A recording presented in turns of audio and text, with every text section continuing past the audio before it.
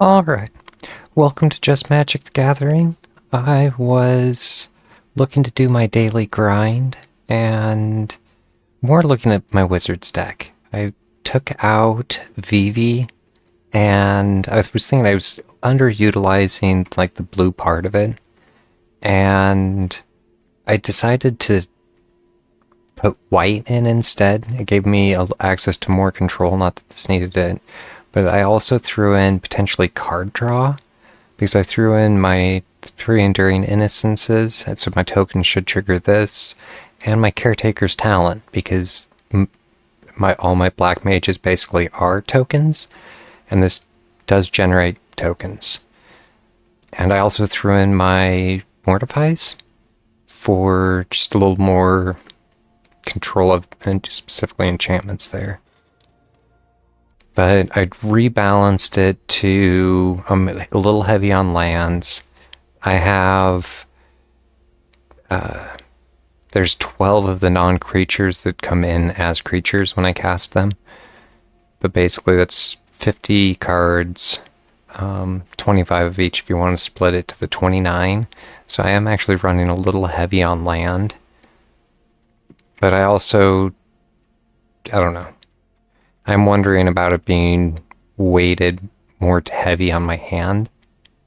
Either way, I'm curious to see how it plays, and that's where I decided to start this. So I need to do red or black spells. This should work.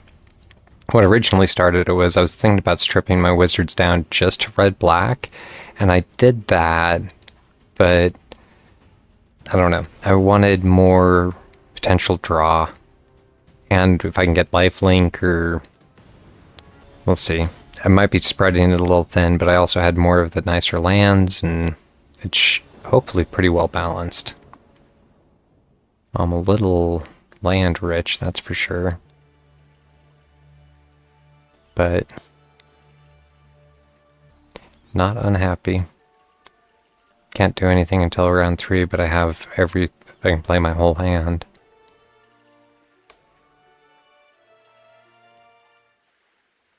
It's just thinking I almost have to play my Sacred Foundry to start with if I want my encampment to come in untapped. At this point I was just trying to kill a little bit of time. I'm waiting on my opponent. I'm thinking this is like connection issues.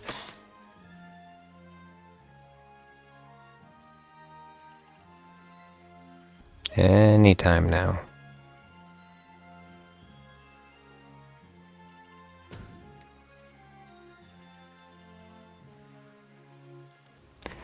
Pretty, it's a boring way to start here. This is definitely uncommon. And right from the get-go, I think it's just gonna make him auto-accept it.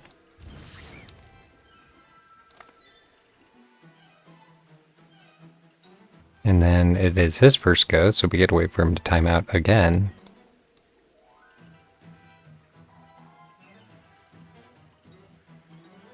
The Dauntless Drafter. I'm not even sure how you get that title.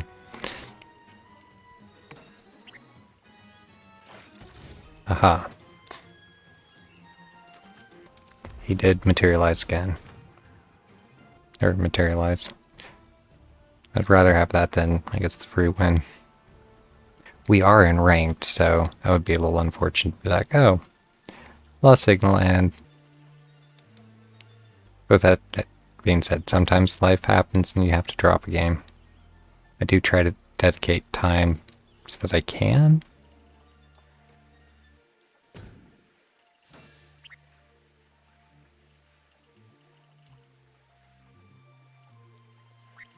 It's thinking. I'm wondering if he's thinking he should have mulliganed. What is he up to? He's obviously there. I think it'll cause him to die if he times out. No? Just auto pass. I can't do anything till 3.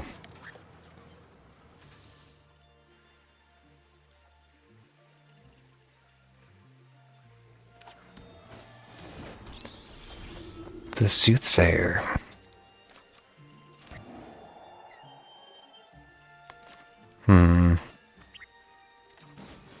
I don't have the actual black I need.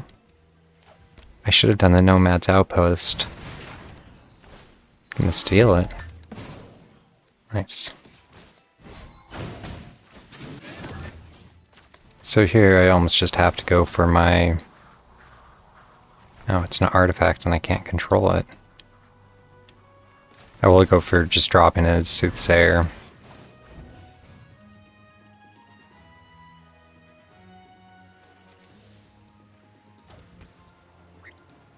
Because now I can at least do my Cornered by Black Mages. I was thinking I should probably do my Circle of Power. Starscape Cleric.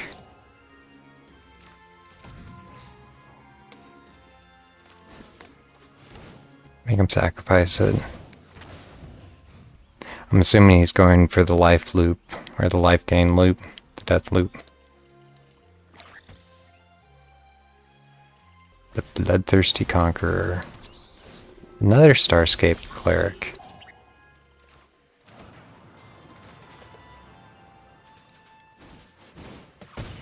And here, since I don't think I can get them both, if he can actually...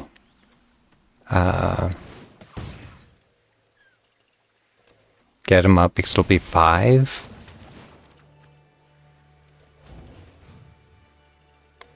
So second Circle of Power. I should be able to do the Circle of Power and the Hero's Downfall. He's definitely counting his mana. Sheltered by Ghosts.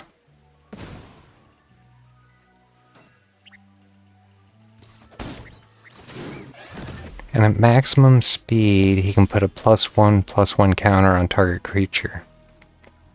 That is pretty nice. If I do the Circle of Power, I'm not going to have the mana to do a Hero's Downfall and cover it.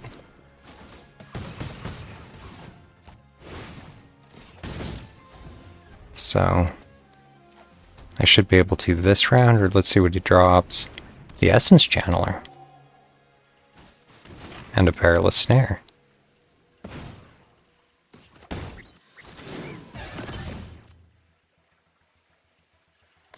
So it puts +1/+1 counter on it. And he has 2 of them.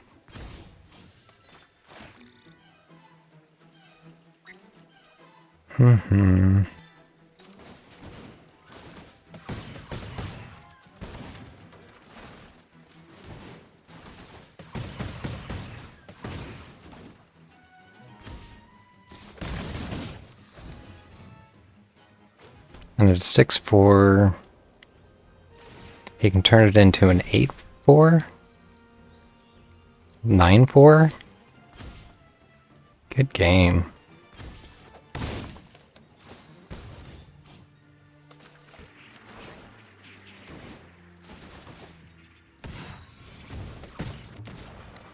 So it held up fairly well.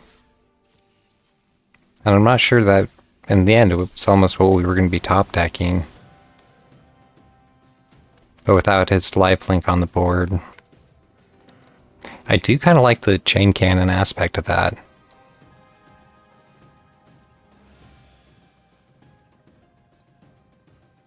And here's where I'm torn between being quiet because I can fast forward it anytime.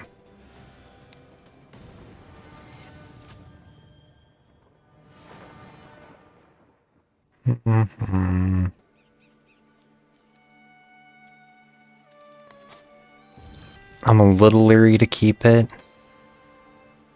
I'm wondering if I should have mulliganed.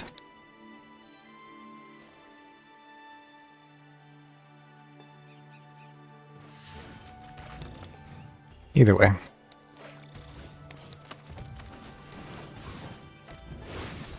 Let's see what I can get for some mana. Because that is no Enduring Innocence. And at this point, I am basically... That was a poor draw for me. But he also...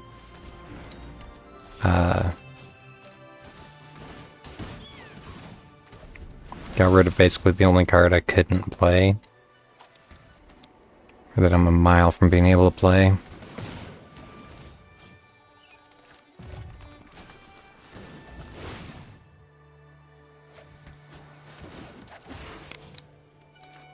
I can't actually do much else.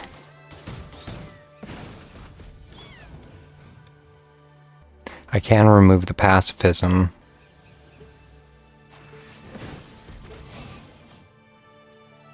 For card draw.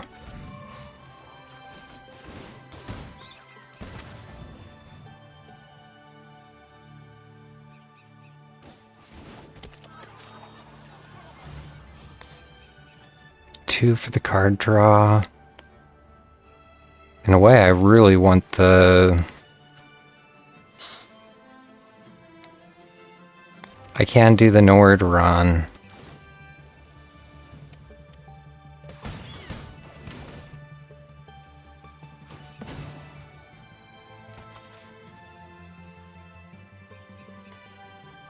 I don't know why I didn't do the exercise. And a Mortify. For how rich this deck is in mana. I could use another swamp.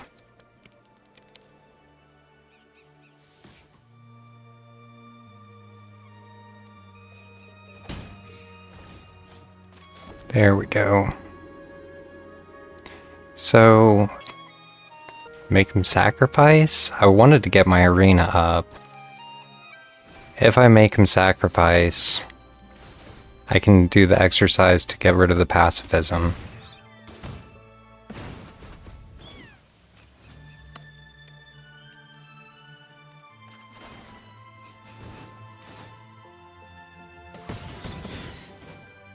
I don't know how I missed that. I thought I clicked on the pacifism enchantment.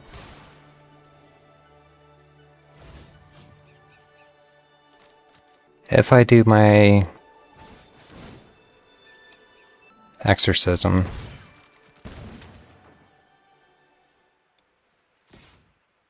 assuming he's looking to exile it.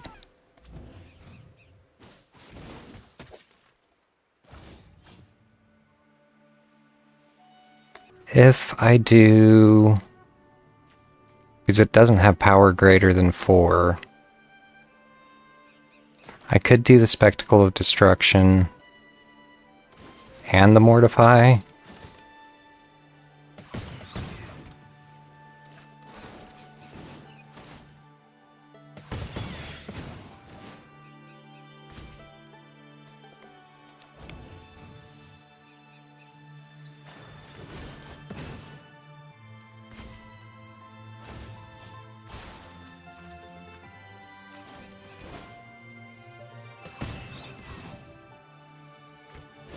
I could have... doesn't matter what I do here.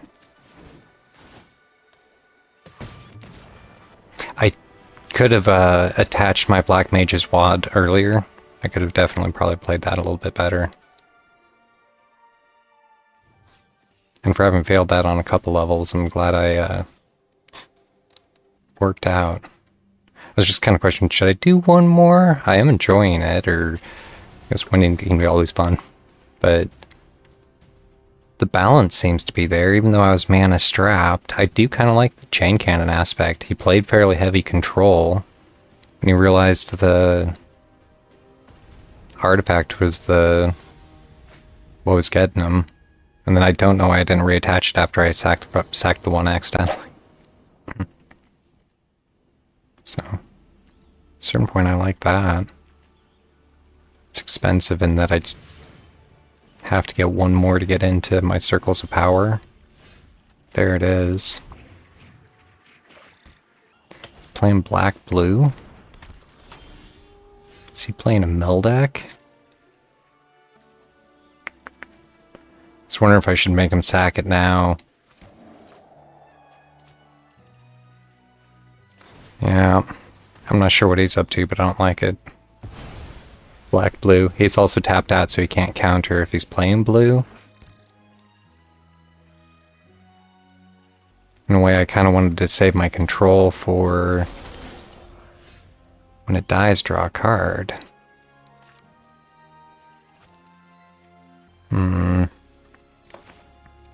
If I pay my 2 life, I can play my Enduring Innocence. And that'll now make my Dalcoven Encampment come in untapped.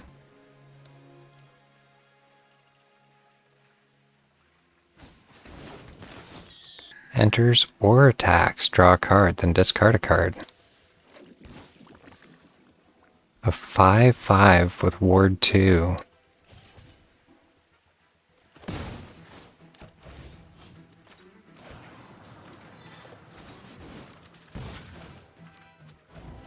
So, the Southwind Avatar, Death Touch. Whenever another creature you control dies, gain life equal to its toughness. Whenever you gain life, each opponent loses 1 life. That needs to be dealt with. And I can still do it. Should I do it with probably my Mortify?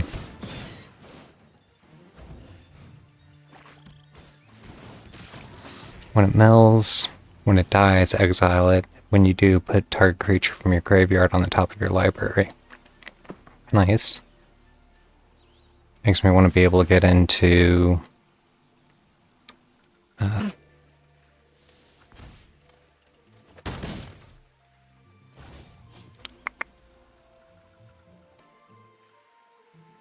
Here, I can do the Caretaker's Talent and the Black Mage's Wand to get the card draw. I can still actually do my encampment. If I do the Black Mage's Wand...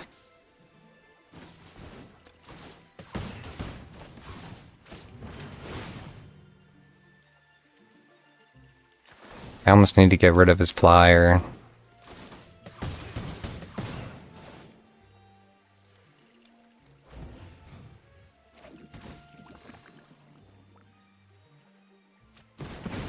The Roddenmouth Viper. So he's going to put it on the top of his library. Because he now has the mana to be able to play it.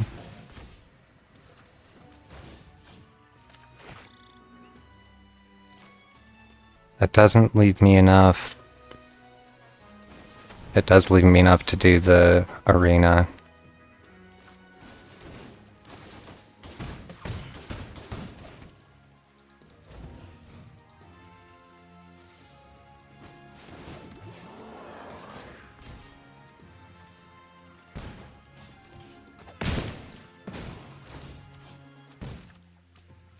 What is his ward? Just pay 2.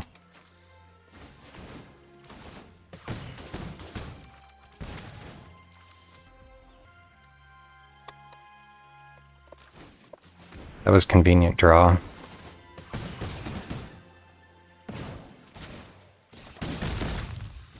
So, yeah, that chain cannon aspect.